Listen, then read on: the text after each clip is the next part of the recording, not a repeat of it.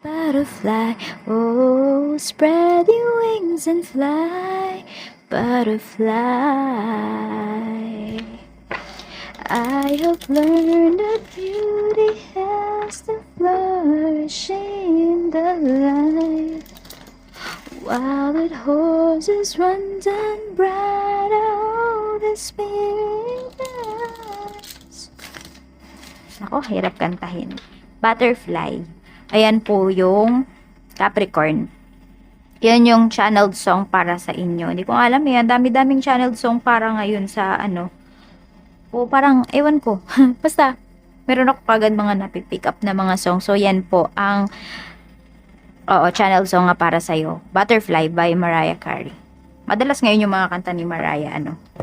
So, tignan po natin kung ano ba. Pasensya na kayo sa boses ipis na. Tignan natin yung ano, yung energy para sa'yo.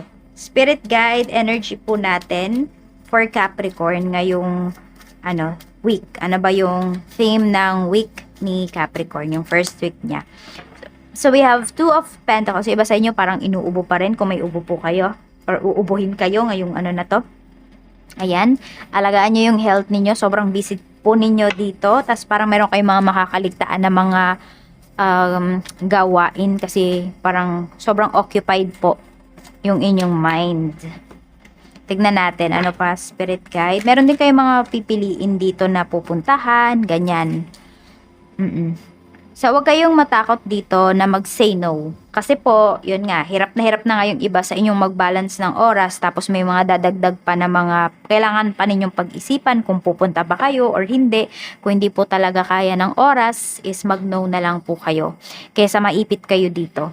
Yung iba din sa inyo, parang maiipit kayo sa traffic or medyo mag-ingat po kayo sa pag-drive kung kayo ay nagda-drive or eyes on the road. Basta maging vigilant kayo kapag kayo ay nasa labas. Kasi, pwedeng mayroong kasing aksidente dito na pinapakita. Ayan po, ayan ha. Pwedeng hindi kayo yung ma-aksidente. Makaka-witness kayo ng accident. Ayan. So, tignan natin ano pa yung mensahe para sa. Sorry ako, natakot ko kayo yun kasi yung nakikita ko dito. Kaya sinasabi ko sa inyo. So, pwede nyo naman yung maiwasan. Tignan natin. Kaya ang sabi ko, maging vigilant kayo dito. Or pwedeng itong incident na to, hindi to about sa sasakyan. Okay, pwedeng may mawalan sa inyo dito ng gamit. Kaya mag-iingat kayo sa mga valuable things po ninyo habang kayo ay bumabiyahe. Tignan natin ano ba yung magiging struggle mo. Spirit guide, ano po ba yung mga magiging struggle ni Capricorn ngayong first week of January 2024. Meron tayo ditong the Star. Ay, Happy New Year nga po pala sa lahat. Ay, nakalimutan ko. Nakakakanta, ano? Pasensya na kayo sa boses ko. Lack of faith. Yan. The Star.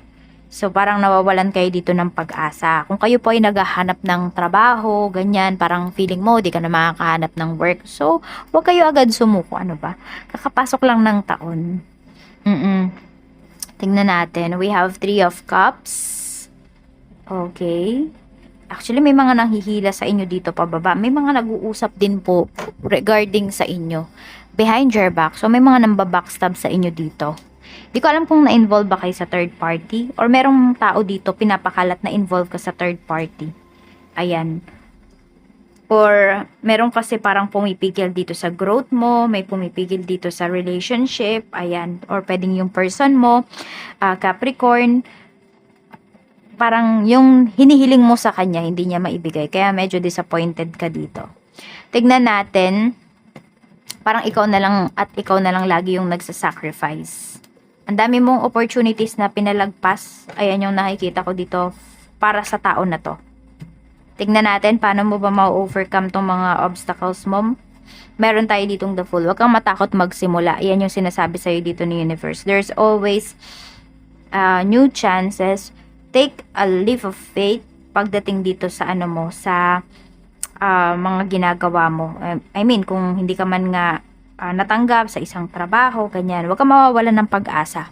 Be fearless. Yan yung sinasabi sa'yo dito ni Universe. Tignan natin. Ayan. Check po natin pagdating naman sa mga blessings na pwede mong ma-receive ngayong week. Blessings naman po, Spirit Guide. Parang alam mo yun, maging parang bata kayo dito, 'di ba? Curious sa lahat ng bagay. Tapos, ang mga bata kasi wala pa silang mga takot, 'di ba? Hindi sila natatakot. Basta explorer. Ayan, Dora the Explorer. No? Mag-explore kayo dito. Ayan lang yung sinasabi sa inyo. Para ma-overcome po ninyo itong mga nangyayari or mga mangyayaring struggle sa life po ninyo.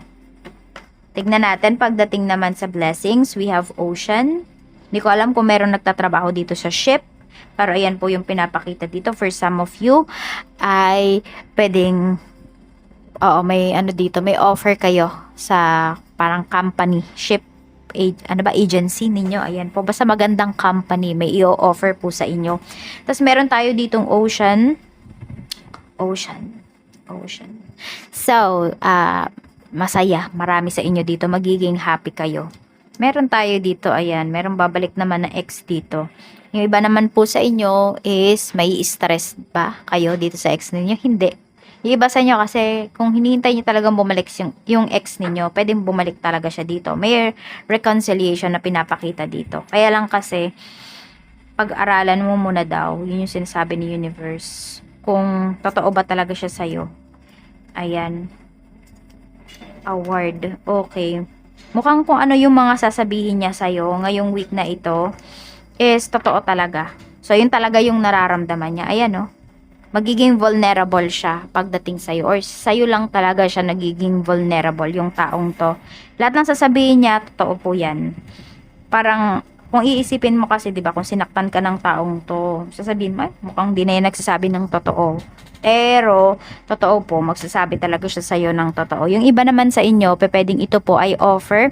Yung iba sa inyo, wala naman kayong ex, no? Baka masaya kayo sa relationship ninyo. Ito po ay pagdating naman ito sa trabaho. Ayan po, pwede kayong ma-awardan, ma-promote yung iba sa inyo, ma-hired kayo, kasi nga may nakikita nga ako dito na naghahanap ng trabaho.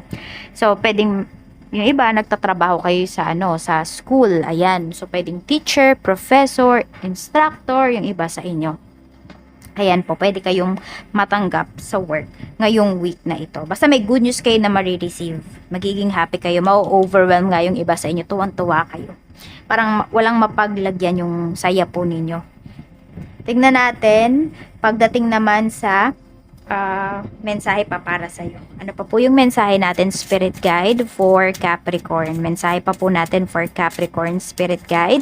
We have a message from a friend. Ayan, meron kang marireceive na message coming from your friend. Pwedeng nagyayaya. Ayan, siguro yung aayawan mo, yung sabi natin, sabi ko, di ba, parang kapag busy ka talaga, mag-say no ka na lang. Pwedeng yan yun, no? I-message ka niya. Or baka meron kang makakausap dito na friend mo, talagang sabihin natin na happy naman. Happy naman yung mga magiging usapan ninyo. Meron tayong staying focus. So, yun nga, kung busy ka talaga dito at may mga umi-extra, di ba? May mga tao na gustong, hiramin yung oras mo. Kung hindi ka naman mag-grow doon, sabi natin, ito, kung nari, yung kaibigan mo, gusto niya makipag-usap sa'yo, pero chismis lang naman sinasabi niya sa'yo. Makakapaghintay yung chismis na yan, tsaka mo na lang siya kausapin. Sabihin mo na lang sa kanya, busy ka ngayon. At sabihin mo, magre-reply ka na lang, at balikan kita. Kunwari ganyan, balikan kita pag di na ako busy. Ganon. So, number 29 po yung lucky number mo. Tignan natin kung kanino ba galing yung mensahe na ito. Spirit Guide. Mensahe po natin. Okay. Will you leave me like the others? Ayan, may nagtatanong dito sa'yo. Parang iiwan mo din ba ako katulad ng iba? Katulad ka ba ng iba na nang iiwan, ng go-ghost? Ayan. Tingnan natin kung ano pa yung mensahe, Spirit Guide. Mensahe pa po natin for Capricorn. Meron dito medyo madrama. One day, someday, somewhere, another time. So, meron dito, parang meron kayong ile-let go talaga. Oo. Some of you naman, pwedeng anak niyo yata to kung meron na po kayong anak. Hindi ko alam kung naghiwalay na ba kayo ng isa sa parent niya, nanay ba niya, tatay niya, ganyan. So, parang, ayan, tinatanong niya kung iiwan mo din ba ako, naiiyak yung iba sa inyo. Hindi ko alam kung anak ba to or pet po ninyo, ganyan. Basta parang, kasi may naiipit dito. siya talaga yung parang nasasaktan sa mga nangyayari. Kung meron kayong, ayan, kung meron kayong ex, or meron kayong anak ng ex mo, yung bata, yun talaga, or yung anak po ninyo, yun yung naiipit dito. Ayan, parang yun yung tinatanong niya, iiwan mo din ba ako? Parang ganun, basta may nagtatanong sa inyo. O kung hindi naman yan anak, kasi iba sa inyo, could be single pa kayo, no? So, pwedeng yan ay isang kaibigan, or kung meron nga naman, yung iba naman sa inyo, pwedeng family member, ganyan. Basta medyo merong madrama dito ngayong week na ito. Hindi ko alam parang hindi ko alam kung ayaw ka bang mag-grow ng taong ito. Kaya pakinggan nyo yung kanta na Butterfly, yung channeled song para sa inyo. So, ayan po, mag-wish na po kayo dito sa ating Wishing Candle Capricorn. Ang hiling ko lang sa inyo, pag kayo po ay mag-wish, magtiwala kayo 100%. Ito pong ating mga kandila ay meron na po yung Latin prayers. Ayan, kaya buhay yan. Talagang tiwala nyo na lang. Okay, dapat wala kayong doubt kahit 1%. Okay, ito muna yung black candle natin para ma-release yung mga nag-evil eye sa'yo. I mean, kung may nag-evil eye sa'yo, babalik na yun sa kanila. Green for luck, for abundance, and red naman for passion, love, and courage.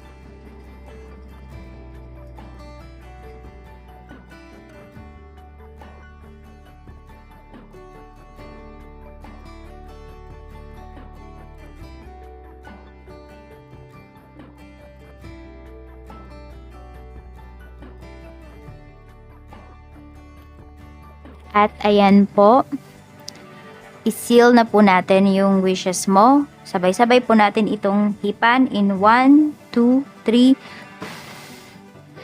Maraming salamat po. Mag-iingat kayo always. More blessings to come. And I hope this 2024 is mas marami pa kayong achievements sa buhay. Ayan. At mas maging masaya kayo. At unahin ninyo yung inyong sarili. Bye!